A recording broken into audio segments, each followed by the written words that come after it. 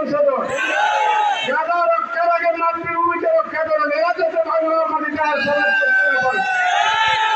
আমি গাজার দিকে পরে যাব। আমি শুধু একটা কথা বলবো, আজ থেকে 6 মাস 1 বছর আগে এই বাংলার মাটিতে টুপিওয়ালা দাড়িওয়ালা দেখলে জালেম সরকার অপমান করে নাই, বহু আলেমকে ফাঁসির রশিদে দিলে নাই, মুক্ত মাদ্রাসা বন্ধ করে দেওয়া হয় নাই।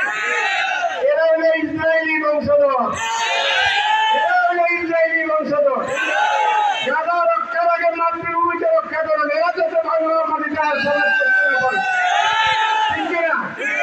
প্রিয় ভাইয়েরা, আমাদের একটা জিনিসের অভাব, সব কিছু আছে মুসলমানদের মধ্যে, সেটা কি ঈমান এবং আকীদার অভাব। ঠিক কিনা?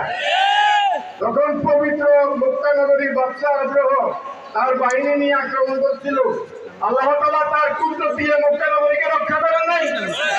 তাহলে এত পৃথিবীর কোটি কোটি মুসলমান থাকতে আজকে গাজাবাসীদের উপর আজকে যুগের পর যুগ ইহুদিবাদীরা অত্যাচার করছে, আমরা কেন প্রতিহত করতে পারছি না?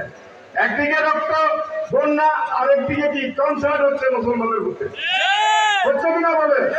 সবাই প্রস্তুত থাকেন। মুসলিম ও শুধু বাংলাদেশ নয়, পৃথিবীর সমস্ত মুসলমানদেরকে যদি ঐক্যবদ্ধ হয়ে এটার প্রতিবাদ জানায়, কারো শক্তি নাই এদেরকে রক্ষা করার। আল্লাহ হাফেজ। বাংলাদেশ জিন্দাবাদ, বাংলাদেশ জাতীয়তাবাদী দল জিন্দাবাদ।